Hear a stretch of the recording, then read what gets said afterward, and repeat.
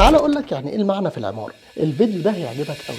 يعني مثلا لو دخلنا جامع السلطان حسن هتلاقي الميضه اللي في وسط الجامع مرفوعه على 8 اعمده عادي، بس الغريب ان دكه المبلغ برضو مرفوعه على 8 اعمده. صدفه مش كده؟ طب هتعمل ايه بقى لما اقول لك ان قبه الجامع في تحتيها 8 شبابيك؟ اكيد بقى كده الموضوع مش صدفه، وده لان الرقم 8 هم عدد الملائكه حمله عرش الرحمن، علشان كده اي حاجه مرفوعه في الجامع بيكون تحتها الرقم 8. اتفاجئت؟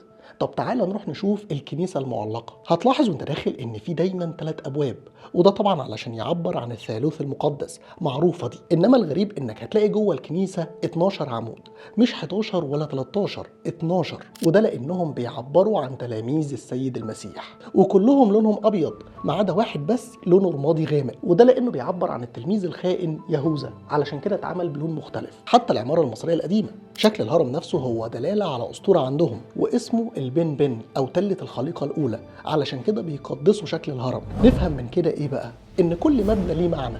طبعا أنا أقصد الحضارات القديمة. البرج اللي على أول شارعكم ده لا يحمل أي معنى وأنا بأكد لك، إنما الحضارات القديمة علشان كده لما نقتبس منها أشكال لازم نكون فاهمين المعنى ده كويس جدا علشان نعبر عنه صح، مش بننحت الشكل وخلاص.